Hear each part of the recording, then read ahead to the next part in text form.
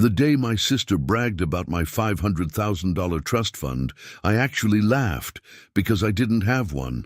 At least, not anymore. It was a humid Sunday in Savannah. Spanish moss hung like green smoke from the oaks along the river. Eleanor was hosting one of her perfect brunches. Linen napkins, crystal flutes, the smell of oranges and money. She raised her mimosa, smiled that polished broker smile and said, "Hope your trust fund's treating you well, big brother." For a moment I thought she was joking.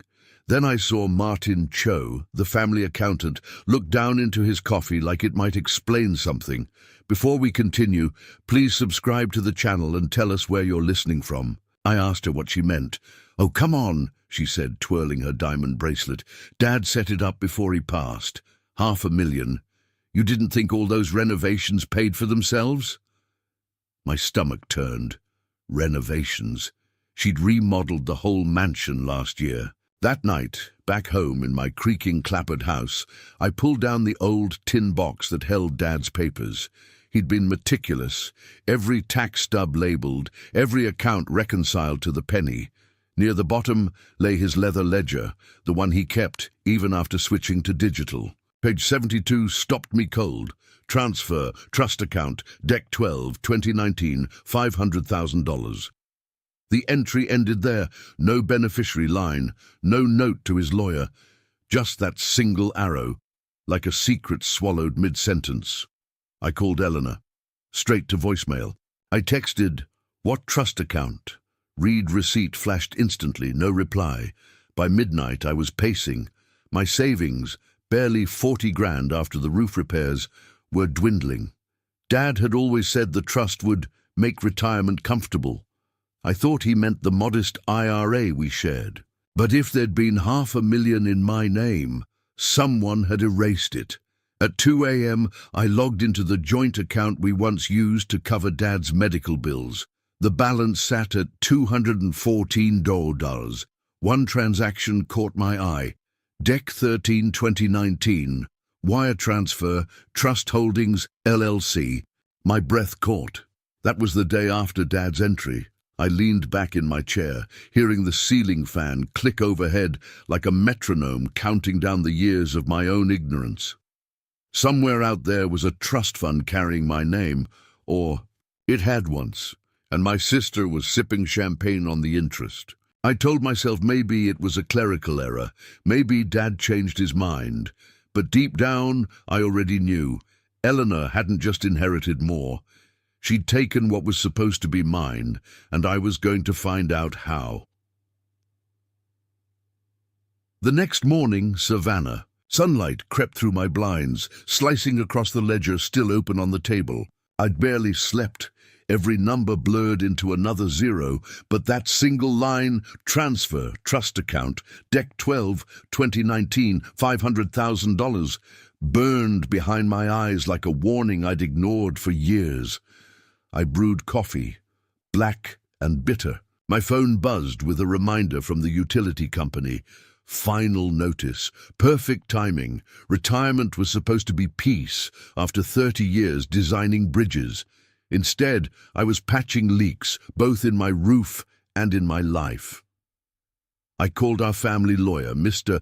Dempsey, an old friend of Dad's. His secretary put me through after a long sigh. "James," Dempsey said, voice heavy with that polite southern pity, "I've looked through the estate files. There's no mention of any separate trust in your name." "A deal. What about accounts transferred in 2019, I asked. "Only Eleanor's management trust. She was named executor, remember? You received the personal assets, tools, house, the watch." I looked down at the brass watch on my wrist, my father's initials, worn smooth. So $500,000 just vanished. He hesitated. If such a sum existed, it wasn't recorded through my office. I hung up, pulse hammering. If it wasn't in his office, then it went somewhere Eleanor could reach alone. That night, I scrolled through her social media. Photos of her new Tesla, weekend trips to Hilton Head, a caption under a gleaming kitchen remodel. Dad always said, "Invest in your dreams." Hard work? She hadn't worked for that money. Dad and I had. I'd spent months at the hospital handling paperwork while she charmed doctors for updates. By Wednesday, I couldn't focus on anything else. My retirement spreadsheet sat half open. The mortgage statement glared at me from the counter. I felt like the floorboards were sinking. I drove to Martin Cho's accounting office on Broughton Street. His receptionist blinked nervously when I asked for him, then led me to his office. Martin looked older, eyes ringed with guilt, fingers tapping a pen too fast. "James," he said, "this isn't a good time." "I'll make it quick," I replied, setting the ledger on his desk. "Did Dad create a trust for me in December 2019? He stared at the page, then closed the book carefully. "Where did you find this?" "In his tin box." He sighed. "Then you already know the answer." I leaned forward. "What happened to it, Martin?" His jaw tightened. "Eleanor handled the transition. I only prepared the ledgers." "Transition to what?" I can't disclose." "Then don't call it disclosure," I snapped. "Call it decency." For a moment the office went silent, except for the clock. Then he whispered, "There was an account at Georgia Coastal Bank. It listed you as beneficiary until early 2020. After that, the name changed." "To hers." He didn't answer. He didn't have to. I left without shaking his hand. Outside, humidity pressed against my skin, thick as anger. That night I sat on the porch with a bottle of cheap bourbon. The neighborhood lights flickered across the wet pavement. I opened Dad's old notebook, tracing his handwriting, the way he looped the J in my name. He'd trusted her, trusted both of us. And somehow she'd used that trust to erase mine. The next few weeks blurred into chores I didn't finish. I missed a utility payment, forgot to refill my medication. My neighbor, old Mrs. Caldwell, stopped by with banana bread. "You okay, honey? You look hollow." I forced a smile. "Just some family paperwork." But paperwork doesn't keep you awake until 3 a.m., rereading bank statements by lamplight. On the first Saturday of April, I sat at the kitchen table, surrounded by papers, tax slips, phone, bills, and Dad's ledger. When I finally said it out loud, "She stole from me." The words didn't echo. They landed heavy, final. The next morning I made a new notebook. On the cover in black marker I wrote, "Project Truth." If Eleanor wanted to play games with paper, I'd beat her with the one thing she couldn't fake, evidence. And this time, I'd be the one keeping the ledger. I started Project Truth on a rainy Monday in April 2023, the kind of day when thunder rolls low across the marsh and everything smells of wet magnolia and iron. I cleared my desk, pushed away the unpaid bills, the broken clock, the photo of Dad, and opened a new notebook. Step 1, track the money. Step 2, find the proof. Step 3, make her tell the truth in public. I wasn't angry anymore. I was methodical. Years of engineering had taught me that bridges only collapse when someone ignores the load-bearing truth. First, I visited Georgia Coastal Bank in person. The teller smiled politely until she saw the year I mentioned, 2019. Then her voice changed. "That account is closed, sir." "Can you tell me who closed it?" "I'm afraid that information is restricted." I thanked her, left, and sat in the truck as rain hammered the windshield. A reflection of the old courthouse dome gleamed in the puddles. That's when the idea hit me. Probate law. If Dad's estate had been mismanaged, there'd be filings. Public ones. That night I dug through the Chatham County online records. There it was, estate of Henry Green. Executor, Eleanor Green, filed Jan 7, 2020. Attached were PDFs of property appraisals, but one page was curiously blank. Trust assets. Beneficiary. Redacted. My hands shook. Redacted meant something existed. Someone had hidden it. I printed the whole docket, spread it across the table, and circled that line in red. 2 days later, I called Linda Reyes, a probate lawyer I'd met years ago at a veterans workshop. Her voice was calm, the kind that could cut through storm noise. "James, it's been a while. What's this about?" "I think my sister altered our father's estate filings. $500,000 disappeared from a trust he meant for me. Gee, do you have documentation?" I told her about the ledger entry, the redacted PDF, Martin's evasions. She paused. "If you can bring me copies, I'll take a look. Paper trails never lie." Friday morning, I met her in her downtown office, a restored building that still smelled faintly of cedar and ink. She flipped through the files, eyes narrowing. "See this," she said, pointing to a section header, "Executor's Report. Your father's trust was moved into a holding company, Trust Holdings LLC, 90 days after his death. You weren't listed as a signatory, so she made herself the trustee. Looks that way. But she needed notarized consent from a beneficiary. If your signature's missing, that's fraud." My stomach tightened. "Can we prove it?" She smiled faintly. "Only if we find the missing amendment." That night I added a new line to the notebook. Target missing amendment 2020. Location: safe deposit box? I knew Eleanor had one at the same bank. Dad's old key still hung from my watch chain. The one she told me was symbolic. Maybe not. A week later, I ran into Martin outside the post office. His eyes darted like he'd seen a ghost. "She's asking questions," he muttered. "So am I said. "You want to save what's left of your conscience. Help me find the amendment." He didn't answer, just slipped an envelope into my jacket pocket. "Don't call me," he whispered, walking away. Inside the envelope was a photo, a partial scan of a statement labeled Trust Beneficiary TBD. No signatures, just the date Dec 2019. It wasn't proof yet, but it was enough to smell blood. That night, lightning flashed outside as I pinned the photo to my wall beside Dad's ledger and a printed bank docket. The red threads between them made a web that even Eleanor couldn't untangle. For the first time in months, I felt clear-headed. Revenge wasn't rage anymore, it was geometry. Every lie had an angle, every theft a point of failure. I looked at Dad's old photo, the one where he stood beside the bridge we'd built together 20 years ago. "Don't worry, old man," I said quietly. "This time, I'll make sure the foundation holds." By April's end, I had enough fragments to form a blueprint. And when you've spent 3 decades designing bridges, you learn that small cracks become catastrophic collapses if you know where to apply the right pressure. I spent that week cataloging every document, printing duplicates, time-stamping them, labeling each page in pencil. Trust ledger entry, Dec 12, 2019. Probate docket, redacted line. Beneficiary TBD scan, undated. If Eleanor wanted to rewrite history, I'd rebuild it line by line. My first real move was quiet. I asked Linda to file a notice of inquiry with the Chatham County clerk. Harmless on the surface, but it legally froze any ongoing financial alterations to Dad's estate until the inquiry was closed. That same day, I slipped a USB drive into her hand. "What's this?"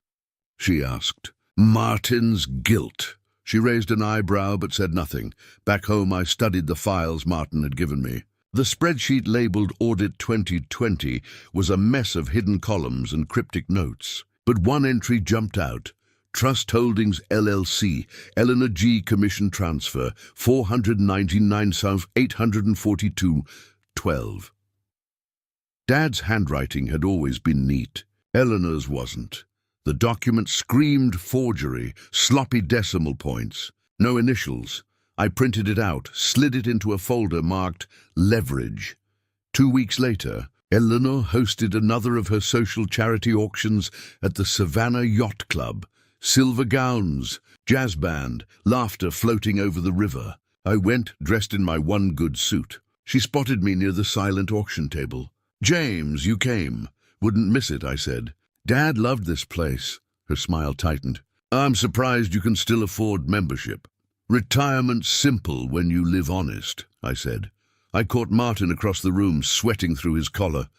Eleanor whispered something to him and laughed, too loud. That laugh used to charm investors. Now it sounded like arrogance waiting for a fall. While the band played, I excused myself and walked past her office on the upper floor.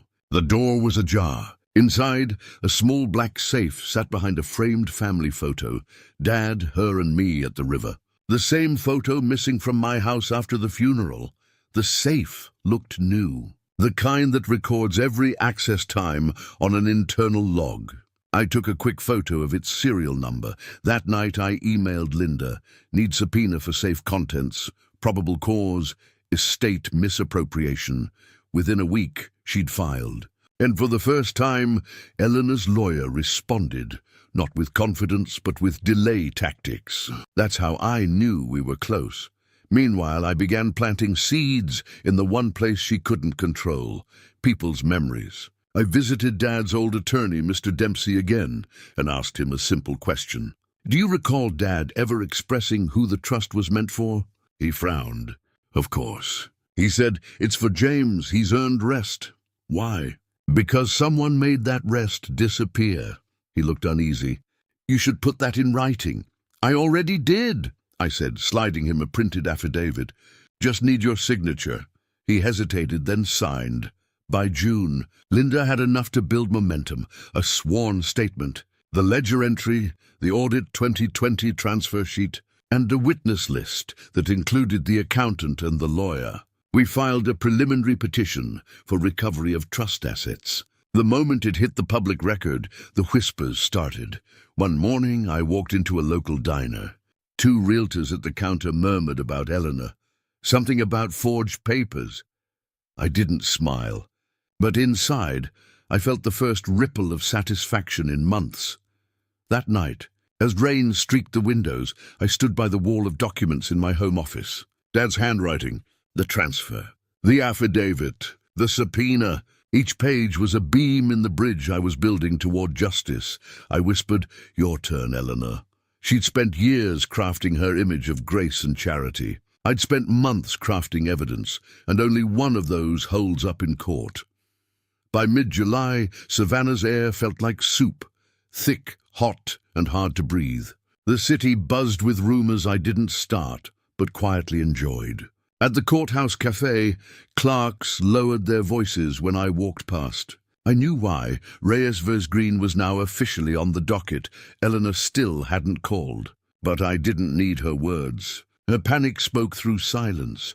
Then the first blow came. My online banking app flashed, access restricted pending verification. I called immediately. The customer rep said, Sir, the executor of your father's estate filed an account lock until ownership is confirmed. Executor? My sister. She'd gone on the offensive, using the very legal title she'd stolen to freeze me out. That night I sat at my kitchen table with a candle, ledger open, beside a melting bowl of ice. My father used to say, pressure reveals character. I guess we were about to find out who she really was. 2 days later, an email arrived from Linda. Subject line, we got something. Attached was a low-resolution image from a bank subpoena. Response, security footage timestamped January 14th, 2020. It showed Eleanor entering the Georgia Coastal Bank vault. Linda's caption, 2 days after funeral. Key in hand. I stared at that blurry image for a long time. Her black coat, the tilt of her chin, the same key that used to hang from Dad's watch chain, the one she'd handed back to me as a keepsake. That wasn't sentimentality. That was camouflage. I printed the photo, pinned it under Access. The next morning I met Martin at a park bench near Forsyth Fountain. He looked pale, thinner than before. She's terrified, he said quietly. Thinks you're bluffing. Then she's not paying attention. He handed me a sealed envelope.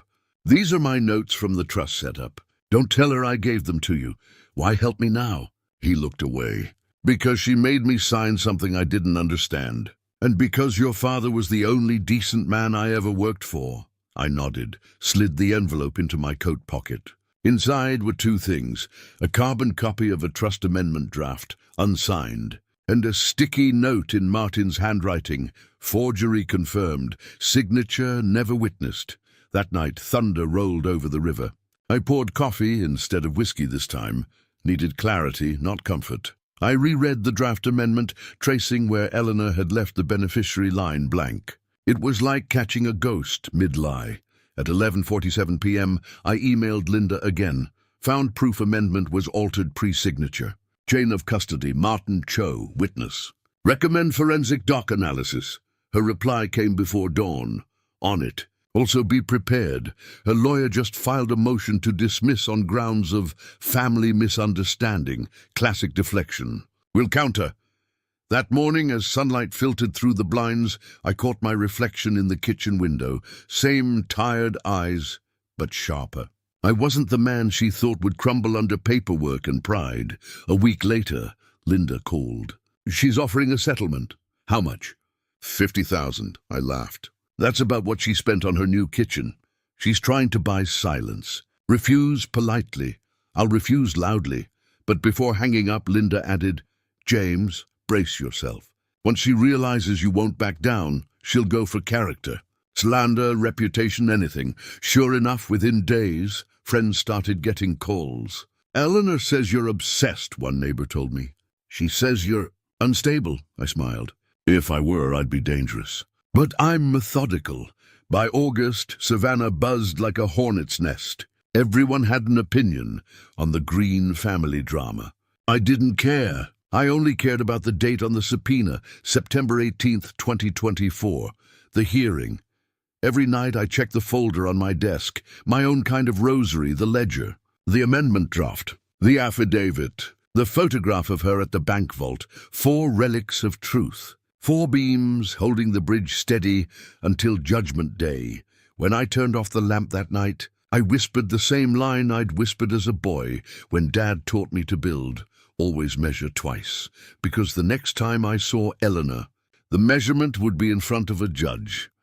By the first week of August 2024, Savannah was boiling, humidity clinging like guilt. I'd stopped flinching every time my phone buzzed. Now I waited for it, because when you push truth into a corner, it always fights back. That Friday, Linda called from the courthouse. James, she said, voice low, they're scared. Their counsel requested a private mediation before the hearing. Translation, they want to buy you out again. How much this time? 75,000 plus confidentiality clause. They think you're desperate. I let out a slow breath. Desperation's not my problem, Linda. Proof is. That same evening, as rain streaked the windows, a courier arrived with a padded envelope. No return address. Inside was a single photocopy of a handwritten letter on yellowed stationery. To whom it may concern, the trust created December 2019 is to be held solely for my son, James Green, upon my passing. Henry Green, the signature was unmistakable. His looping H could have only come from years of drafting blueprints by hand. No stamp, no legal seal, but the date, December 10, 2019, predated the transfer in the ledger. Someone had found this in the wild and wanted me to see it. I knew exactly who, Martin. I called him immediately, but his phone went straight to voicemail. Then a text came through 2 minutes later. She's watching everything. Don't contact me again. I printed 3 copies, sealed one in a safe at home, another in Linda's evidence envelope, and mailed the third to myself, postmark proof. It was the only insurance I trusted. 2 days later, Linda met me at her office. She placed the letter under a UV lamp, scanning for signs of forgery. The ink pattern matched the ledger entries from Dad's original pen, a Parker duofold she'd seen in photos. It's genuine, she said, and it's dynamite. That makes Eleanor the fuse. By Tuesday, her attorney sent an official offer letter, this time through the court, $100,000 settlement, mutual non-disclosure. Attached was a note in Eleanor's handwriting. You'll thank me for ending this before it destroys us both. I folded it carefully and slipped it into my leverage folder. No, sister, I murmured. I'll thank you in court. Linda filed the rejection that afternoon, citing intentional misappropriation of estate assets. The words looked almost elegant on paper. The next night, the phone rang again, Eleanor herself this time. You think this makes you noble? She hissed. No, I said. It makes me honest. You'll ruin our name. You did that when you forged Dad's. Silence crackled between us, then a faint click as she hung up. I didn't sleep. I kept seeing Dad's letter under that lamp glow, the ink shimmering like proof finally breathing air after years underground. The following morning, Linda texted, "Hearing date confirmed. September 18th, Judge Reynolds," and below it, "Get ready for war. For the next weeks, I lived like a soldier in peacetime. Everything organized, silent, ready. I labeled binders evidence A through E, scanned every page twice. Kept a duplicate drive in the glove compartment. Then, on the last Friday of August, I opened my mailbox and found a slim white envelope, court notice. Inside, Eleanor's counterclaim. She accused me of emotional harassment and defamation of character.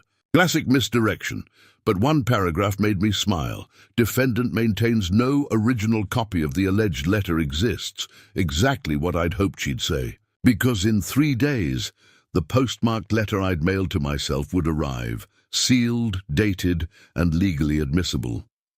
That weekend, I drove to Dad's grave under the oak near Bonaventure Cemetery. The marble was clean. Someone, probably Eleanor, had left white lilies. I set the letter copy against the stone. "You raised 2 builders, Dad," I whispered. Only one remembered that truth is the real foundation.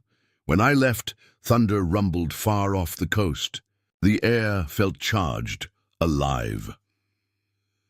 By Monday, Linda confirmed the forensic report, notarized and stamped, authentic signature of Henry Green. I looked at the printout, felt something settle inside. Revenge had turned into justice the moment. Proof replaced anger. All that was left was to deliver it in front of the world, Savannah.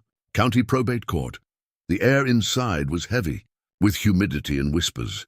I'd worn my father's old Navy suit, slightly frayed at the cuffs but still dignified. The hall smelled of floor polish and nerves. Eleanor arrived 10 minutes late, flanked by 2 lawyers in pressed linen suits. She looked immaculate, emerald earrings, white jacket, every hair pinned to perfection. But the moment she saw me, her smile faltered. "Morning, Eleanor," I said evenly. She looked me up and down. "You really want to do this in public?" I think Dad would have liked a little honesty in public for once. Inside, the courtroom buzzed like cicadas. The ceiling fans did little to cool the air. Judge Marianne Reynolds, sharp-eyed and silver-haired, sat at the bench, tapping a pen. "Case number 243471, Green vs. Green, allegation misappropriation of trust assets," she announced. "Both parties present?" Linda nodded. Eleanor's lawyer muttered assent. "Proceed," Linda began calmly. "Your Honor, the evidence will show that the defendant, Eleanor Green, acting as executor of the estate of Henry Green, altered beneficiary designations and transferred $500,000 intended for the plaintiff, James Green, into an account she alone controlled," Eleanor's lawyer cut in. "Objection. My client was following verbal instructions from her late father, who wished to streamline family holdings." Judge Reynolds raised a brow. "And you can prove these verbal instructions?" He hesitated. "They were informal." "Proceed," she said flatly. Linda opened her binder. Evidence A. "We begin with a ledger entry dated December 12, 2019, written by Henry Green himself." She handed copies to the bench and opposing counsel. The entry reads, and I quote, "Transfer trust account $500,000. The handwriting has been verified by a certified analyst." She placed the next document down. Exhibit B, a bank transaction from Trust Holdings LLC to Eleanor G. Commission transfer, $499,842, Dudden 12. A murmur rippled through the room. Eleanor sat motionless, jaw tight. Then Linda called the first witness, Martin Cho. He shuffled to the stand, eyes down. The oath was barely out before his voice started trembling. "Mr. Cho," Linda said, "did you prepare accounting ledgers for Henry Green's estate?" "Yes." "Did you witness any alterations to those ledgers posthumously?" He swallowed. "Yes.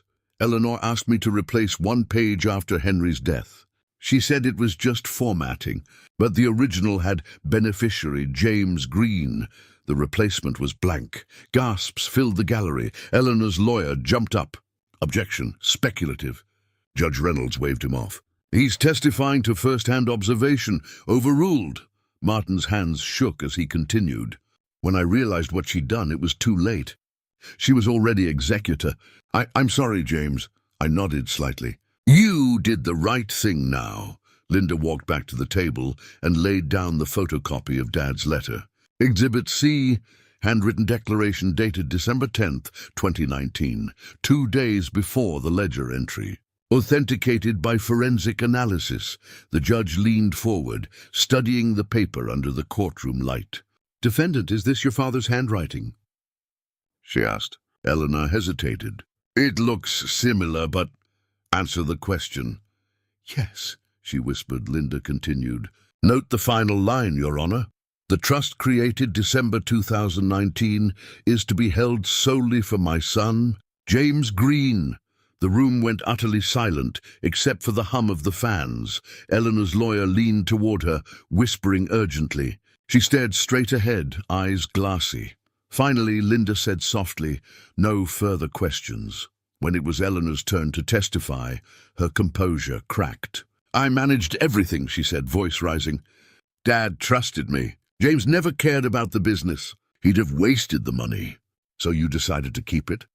Linda asked. I protected it. By forging his signature? I didn't forge anything.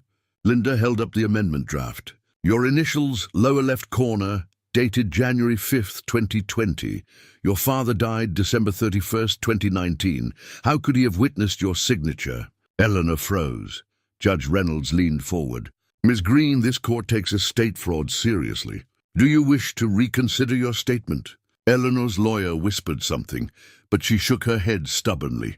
It wasn't fraud. It was a misunderstanding, the judge sighed, removed her glasses. A misunderstanding worth $500,000, noted.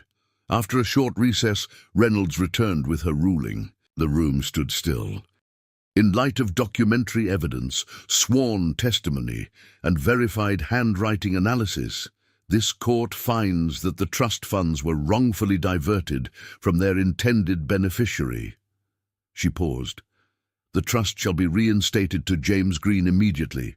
Furthermore, this matter is referred to the District Attorney's Office for potential criminal investigation. The gavel hit like thunder. Eleanor gasped, face draining of color. Her lawyers gathered their papers in silence. I exhaled for the first time in hours. Linda placed a steady hand on my shoulder. You did it. Outside, the courthouse steps were crowded with reporters. Flashes went off, microphones thrust forward. Mr. Green, is it true your sister forged estate documents? Will you press criminal charges? I simply said. The court spoke. That's enough truth for one day. When Eleanor passed by, she didn't look at me, but I caught her reflection in a reporter's camera.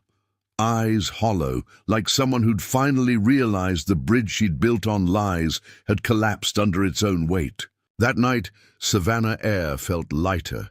The storm had broken, and for once it wasn't raining. The next morning, Savannah's streets felt quieter, as if even the oaks were taking a breath. The courthouse headlines hit before breakfast. Front page of the Savannah Tribune. Engineer wins back $500,000 trust. Sister faces fraud inquiry. I read it twice, not out of pride, but disbelief. For nearly 2 years, those numbers, $500,000, had been a ghost haunting my ledger. Now they were finally mine again, alive in ink and law. Linda called early. The reinstatement order cleared, she said. The trust is active. The funds are being transferred to your name today. I leaned back in my chair, eyes stinging. How do you even say thank you for something like this? She chuckled softly. You don't. You just do something good with it. By noon, the wire notification appeared on my phone. Account deposit $500,000. I stared at the number. It didn't feel like wealth. It felt like restoration. That afternoon, I walked to the small bronze plaque outside Savannah Technical College, the one dedicated to Dad's old apprenticeship program. The edges had tarnished, letters dulled by weather. I brushed away the dirt with my hand and whispered, "Let's make it shine again." A week later, I met the college's dean. "Henry Green trained generations of builders," I told her. "I want half the fund to restart his scholarship." She blinked, surprised. "That's $250,000, Mr. Green." I smiled. "Consider it compound interest on a father's faith." Word spread fast. For once, the town's whispers were kind. Even Martin called, his voice steadier now. "James," he said, "I resigned from her firm. The state's investigating her brokerage license. I just wanted you to know, you freed me too." I told him to take care of himself. He said he would. The following week, I received an email from the district attorney's office confirming Eleanor Green versus the state of Georgia had been officially opened for review. I didn't celebrate. I just closed my laptop and looked out over the river. Across the water, her mansion stood silent, curtains drawn. For years, I'd envied that house, the shining symbol of success. But now it looked like what it really was, a monument built on dishonor. Linda stopped by with paperwork to finalize. She smiled as I signed the last document. "You could have taken the full amount," she said. "Why give half away?" "Because I don't want to live in her kind of wealth," I said. "I want to live in my father's kind of honesty." As she left, she said something that stuck. "Justice doesn't always pay interest, James, but it compounds peace." That night, I sat on the porch under the soft hum of crickets. The checkbook lay beside me, open to a clean page. I wrote, "The first line of a new ledger entry, September 25th, 2024, trust restored, balance, $250,000 remaining." And then underneath, a note only I would understand. Dad's word repaid in full. For the first time since that Sunday brunch, I felt still. No anger, no exhaustion, just balance. It's strange how silence sounds different once the noise of injustice dies down. Savannah's evenings had grown cool again, the kind of stillness where you can hear the river breathe. I'd sit on the porch every night, ledger open, pen in hand, not to hunt for errors anymore, but to write small truths. The first entry after the court case wasn't about money. It read, "Dad was right. Character is the only currency that never devalues." The trust had been reinstated for weeks now, yet the peace it brought wasn't about the balance. It was about balance of another kind, knowing that a father's promise had survived a sister's ambition. Sometimes I'd catch myself wondering when Eleanor would call. She hadn't, not once, but the silence didn't ache like before. It just confirmed what I already knew. Some debts are moral, not financial.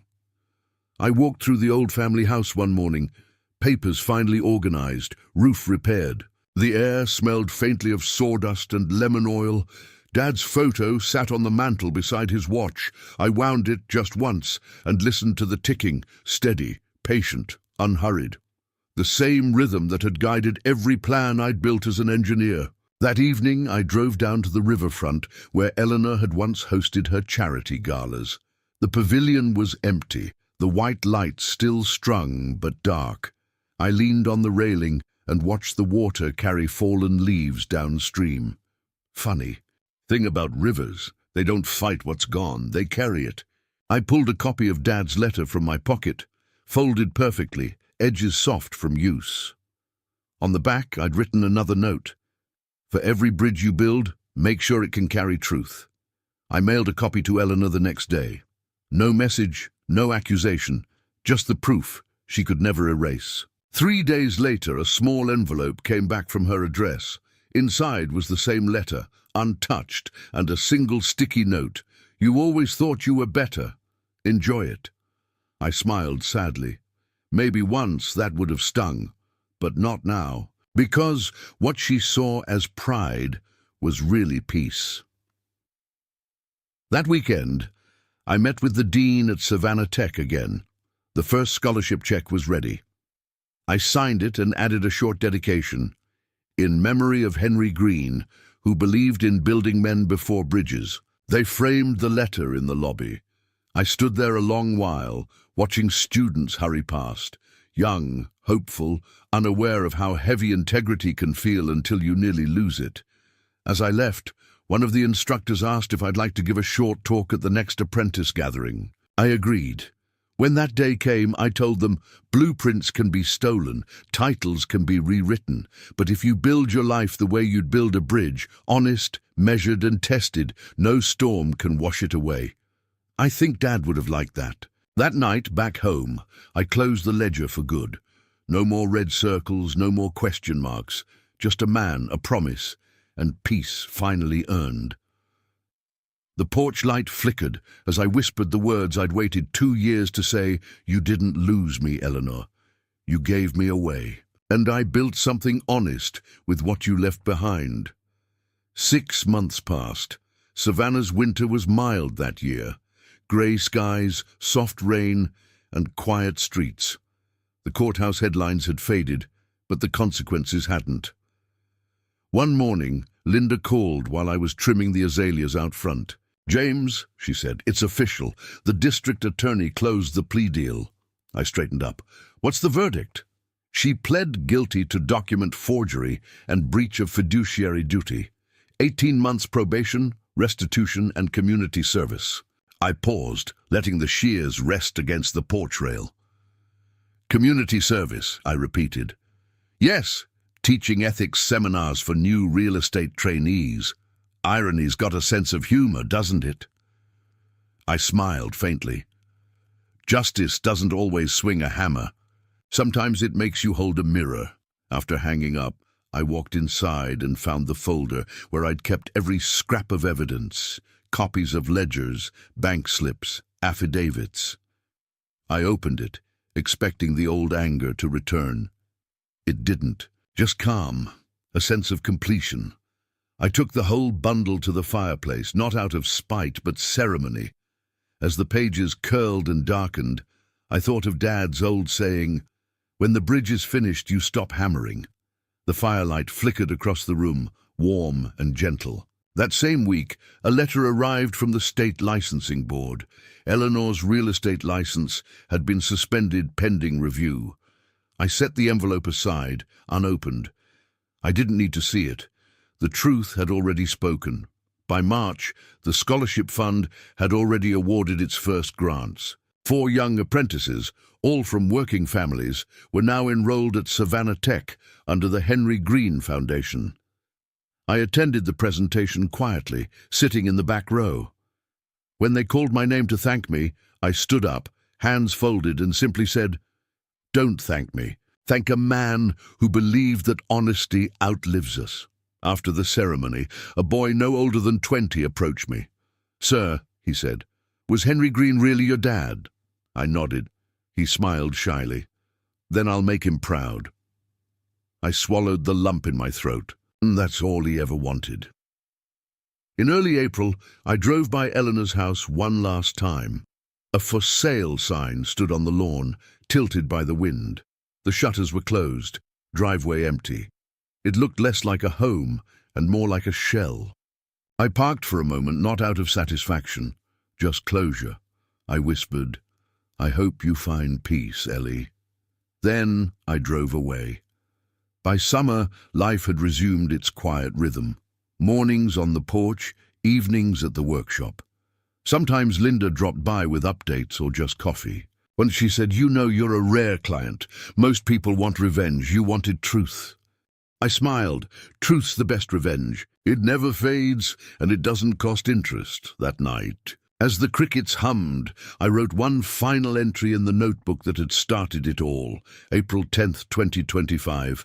Project Truth completed. And below it, one last line for Dad. Bridge standing. Load tested. All clear. Then I closed the book, placed it beside his watch, and let the night breeze carry the faint smell of magnolia through the open window.